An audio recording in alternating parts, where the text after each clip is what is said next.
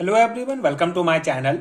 आज हम इस वीडियो में थर्मोडायनेमिक चैप्टर का एक बहुत इंपॉर्टेंट टॉपिक डिटेल में डिस्कस करेंगे, जो है first law of thermodynamics. First law of thermodynamic का बेसिक कॉन्सेप्ट इस पर्टिकुलर वीडियो में डिटेल में डिस्कस करेंगे। इस टॉपिक का प्रॉपर रिटन नोट्स आपको प्रोवाइड करूंगा, जो आपके बीएससी एंड एमएससी लेवल के सेमेस्टर एग्जाम्स के लिए बहुत हेल्पफुल होगा।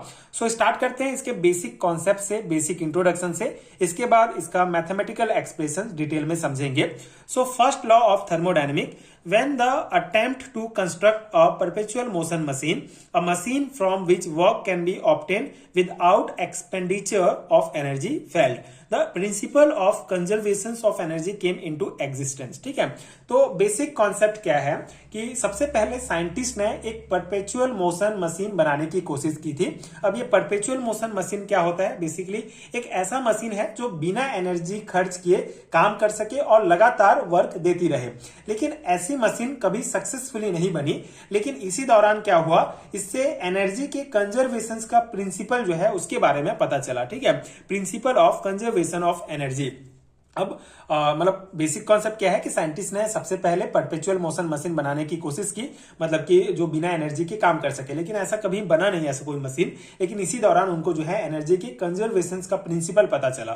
ठीक है, तो ये प्रिंसिपल ऑफ कंजर्वेशन एनर्जी का मतलब क्या होता है कि मतलब इसका मेन प्रिंसिपल क्या है कि एनर्जी ना बनाई जा सकती है ना ही नष्ट की जा सकती है। ठीक है, इसको कहा जाता है principle of conservation of energy. ठीक है, तो according to the principle of conservation of energy can neither be created nor be destroyed but can only be transformed from one form to another. ठीक है, मतलब कि ये मेन प्रिंसिपल है first law of thermodynamic का।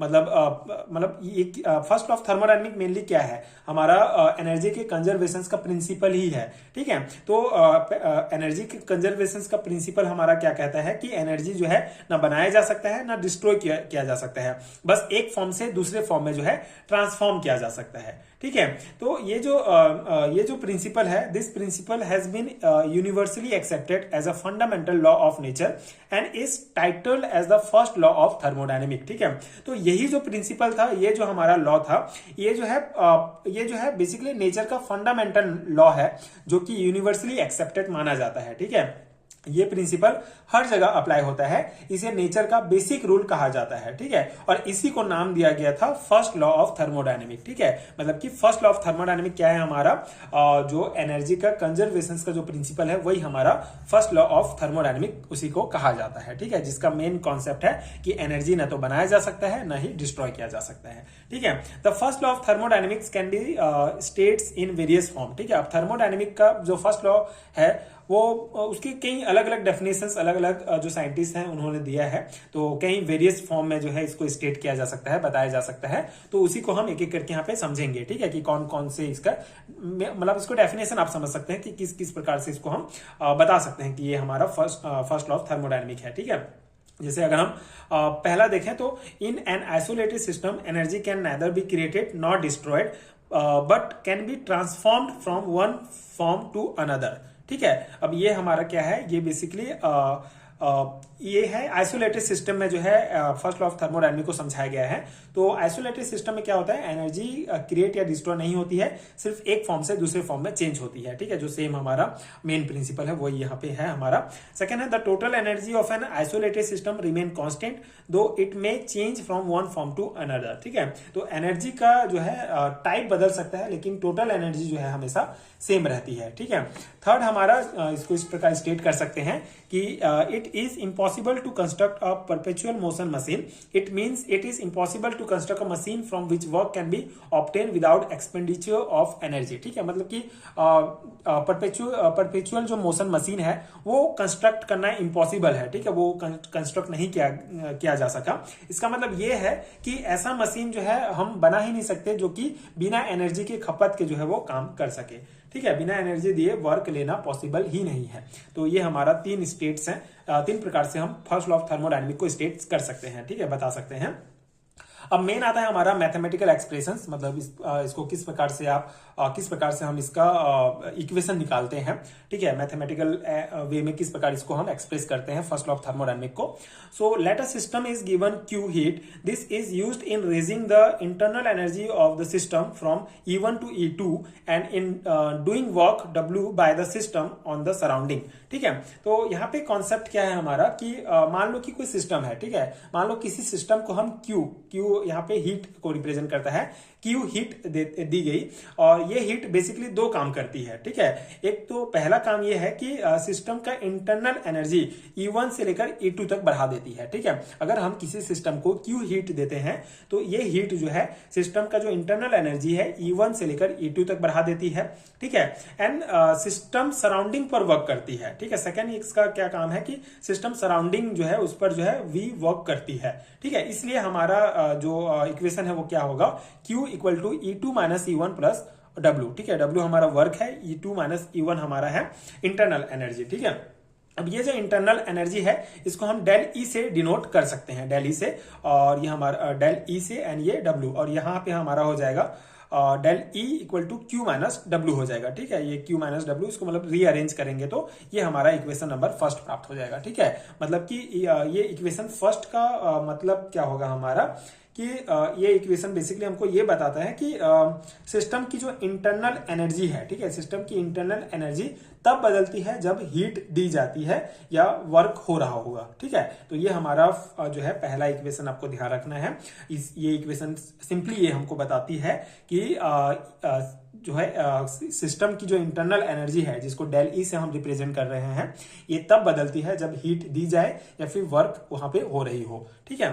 तो equation 1 is the mathematical form of first law of thermodynamic. तो यही हमारा जो इक्वेशन फर्स्ट है ये थर्मोडायनेमिक के फर्स्ट लॉ का मैथमेटिकल फॉर्म है, ठीक है। For an infinitesimally small change equation 1 can be written as. तो इक्वेशन 1 जो है इसको हम किस प्रकार से लिख सकते हैं, जब बहुत छोटा चेंज हो, ठीक है, मतलब कि जब बहुत छोटा चेंज होता है तो इक्वेशन फर्स्ट को हम इस प्रकार से लिख सकते हैं, del E equal to del Q minus D W, ठीक है। ये इक्वेशन सेकंड हो जाएगा। इसको रीअरेंज करेंगे, मतलब कि D Q equal to D E plus D W, मतलब इसको पक्षांतर करेंगे तो ये हमारा आ जाएगा। उसके बाद यहाँ पे डी डब्ल्यू बराबर पी डी वी हम लिख सकते हैं। ये बेसिकली मैकेनिकल वर्क के लिए इस पर ये टर्म हम यूज करते हैं, डी डब्ल्यू की जगह पी डी वी यूज करते हैं, ठीक है। तो यहाँ पे हमारा क्या हो जाएगा, डी डब्ल्यू बराबर पी डब्ल्यू है तो इसको हम यहाँ पे लिख देंगे, इक्वेशन 3 आ जाएगा हमारा, मतलब कि डी डब्ल्यू के जगह पी डी वी हम लिख देंगे, ठीक है। तो in cyclic process the final and initial state are same. तो साइक्लिक प्रोसेस के बारे में, थर्मोडायनेमिक साइक्लिक प्रोसेस के बारे में पिछले वीडियो में हमने पढ़ा था। तो इसका कॉन्सेप्ट क्या है कि वो इनिशियल स्टेट से स्टार्ट होकर फिर उसी स्टेट में आ जाता है, मतलब इनिशियल स्टेट ही उसका फाइनल स्टेट भी होता है। तो साइक्लिक प्रोसेस में जो फाइनल स्टेट इनिशियल स्टेट होगा सेम है, मतलब कि E1 बराबर E2 सेम हो जाएगा, और E2 माइनस E1 क्या होता है हमारा, ये इंटरनल एनर्जी है, टोटल एनर्जी को दर्शाता है। तो ये भी डेल ई है, तो डेल ई बराबर हमारा 0 हो गया, ठीक है। तो इसी कारण यहाँ पे हमारा डी ई को जो है यहाँ पे 0 कर दिया गया है।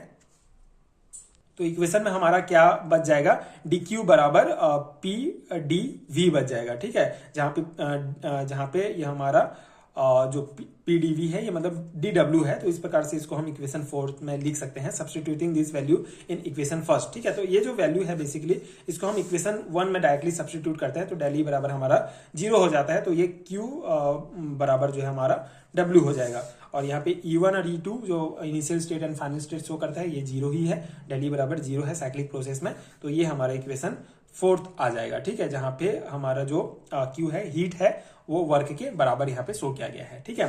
तो ये मैथमेटिकल एक्सप्रेशंस है जिसको आपको लिखना होगा आपके सेमेस्टर एग्जाम्स में, सेमेस्टर एग्जाम्स के लिए इंपॉर्टेंट है। मेन आपको जो है याद रखना है, फर्स्ट लॉ ऑफ थर्मोडायनेमिक का जो मैथमेटिकल फॉर्म है वो होता है हमारा डेल ई बराबर क्यू माइनस डब्ल्यू, ठीक है। आगे भी ये आपको काम आएगा, बहुत इंपॉर्टेंट है। बाकी आप जो सूक्ष्म जो चेंज है, छोटे जो चेंज है, उसके लिए आप ये पूरा फॉर्म लिख सकते हैं, उसके लिए फिर हमारा ये इक्वेशन मेन हो जाता है, ठीक है। उसके बाद जब साइक्लिक प्रोसेस की बात करें तो वहां पे हमारा जो टोटल इंटरनल एनर्जी हो 0 हो जाता है, तो हमारा Q बराबर W आ जाएगा, ठीक है। तो ये पूरा मैथमेटिकल एक्सप्रेशन है फर्स्ट लॉ ऑफ थर्मोडायनेमिक का, एंड ये बेसिक कॉन्सेप्ट है। आई होप कि आपको समझ में आ गया होगा फर्स्ट लॉ ऑफ थर्मोडायनेमिक क्या है, किस प्रकार से आपको इसको सेमेस्टर एग्जाम में लिखना है। नॉर्मली 2, 4 एंड 5 मार्क्स में भी पूछा जा सकता है। तो आप ये पूरा बेसिक कॉन्सेप्ट एंड ये मैथमेटिकल एक्सप्रेशन लिखेंगे तो आपको first law of thermodynamic cover हो जाएगा। ठीक है, तो आई होप कि ये पूरा आपको समझ में आ गया होगा एंड ये नोट्स आपके एग्जाम प्रिपरेशन के लिए हेल्पफुल रहा होगा।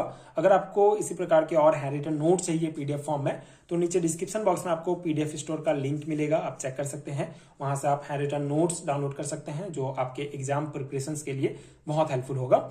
एंड आगे की वीडियोस देखने के लिए चैनल के साथ जुड़े रहिए। Thank you so much for watching.